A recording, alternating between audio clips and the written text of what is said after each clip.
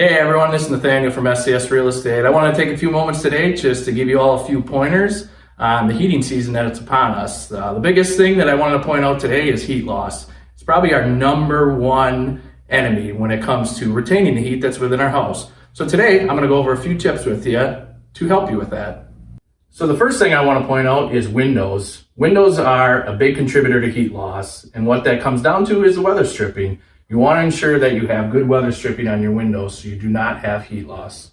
So those of you that don't know, weather stripping is what creates the seal to eliminate air from coming in. There's a lot of different windows out there. You can check these from the outside or the inside, but this one I'll actually be able to remove real easy for us to look at the weather stripping.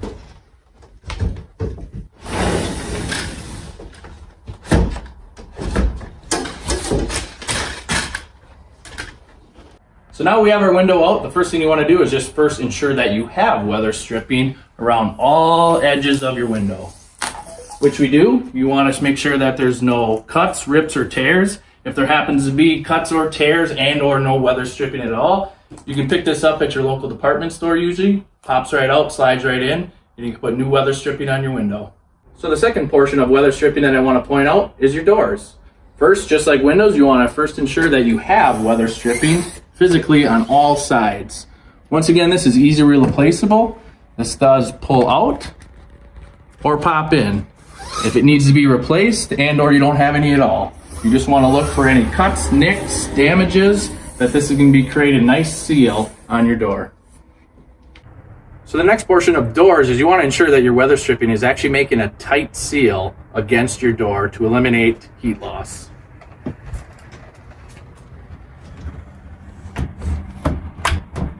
And you're going to want to inspect that all the way around to ensure that your weather stripping is making a tight seal against your door. So the last portion of a door, you want to ensure that your threshold is making a good seal. Just as it was on the other three sides, the bottom is just as important. Most thresholds are adjustable, so if they're not making a tight seal, you can adjust these up or down.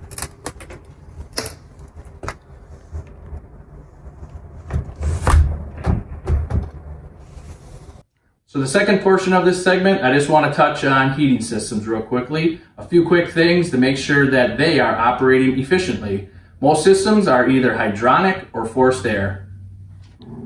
So in this home, we do have a hydronic baseboard system for heating. These are pretty simple. What needs to happen is you need to have airflow coming in here and coming out here. So first tip, you want to just make sure that your vent is open. Second thing you want to keep an eye on is if you have dressers or beds pushed up against here, that can limit the airflow and also affect the efficiency of the hydronic system. So the last thing I just want to point out for your baseboard to operate efficiently, you want to make sure that there's actually nothing physically inside here. Anything from toys to dust to anything that can actually obstruct the airflow coming through here. It's not a bad idea actually just to take a little bit of can of air and blow off your radiator. That'll get all the dust out of it so that it can operate efficiently.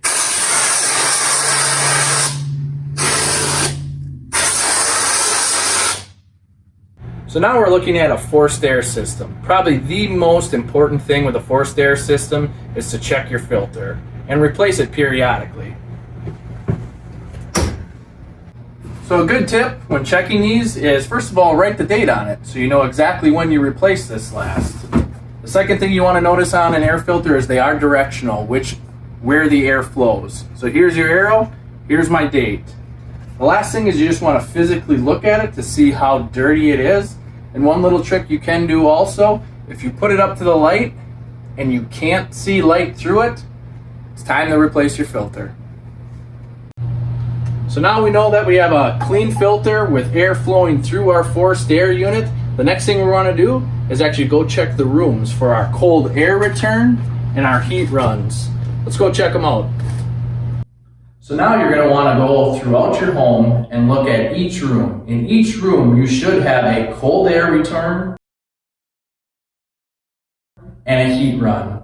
On the cold air return, just make sure that nothing's blocking it, restricting heat flow. On your heat runs, make sure that the vent is open. You're going to want to check these in each room. In the basement, they may be on the ceiling, and on your first floor, they're most likely on the floor.